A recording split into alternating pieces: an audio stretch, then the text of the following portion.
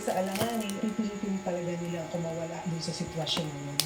Pero paano nga bang ang dating maamo at sanggang tikit ni Dodong na Kalabaw, tila hindi na siya nakilala? Marami po kasi mga kadahilanan kung bakit nagkaroon ng ganoong aksidente. Pwedeng may external factor kung bakit nagwala yung kalabaw. Huwag po natin sisihin yung kalabaw, hindi po niya ito kagustuhan at huwag din po natin sisihin yung bata. Pag ganyan ng kondisyon, nag-go-wide na yung kalabaw, the only thing that you can do is to dismount. Umalis ka na dahil hindi mo makokontrol yung ganong kondisyon. Dapat lahat ng harness ay mayroong quick release. Pag ito ay nabitawan mo, o let's say tinanggal mo, automatic dismounted ka from the system. Humingi po ako ng tawad sa kanya na hindi ko po siya naalagaan ng maayos. Sana po, nakita ko pa sana po na buhay po siya kung nandito ako.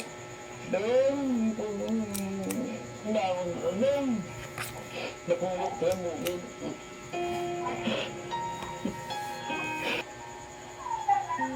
Itong mga silid-silidan ko, subukin. Ay, siyempre, alam mo naman po, mahal na mahal ko yun si Dudong.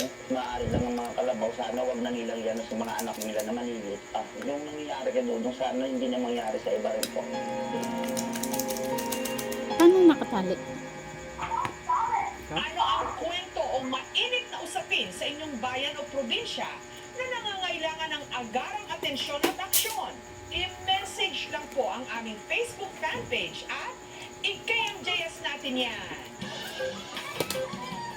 Talaga namang kung sila'y tumawa, wagas, pakinggan ang kanilang nakaka-good vibes na halakhak. Okay guys, this is the second video namin. Ang mga lalaking ito sa Zamboanga City kumasa sa bawal tumawa challenge sa sementeryo. Nakakatakyut! Walang tatawa challenge. Dito, unang tatawa, talo. Pero hindi pa man nagsisimula ang laro. Ang lalaking ito, bumigay na.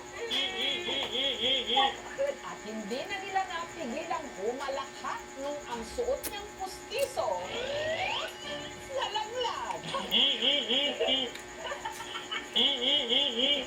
Damay-damay.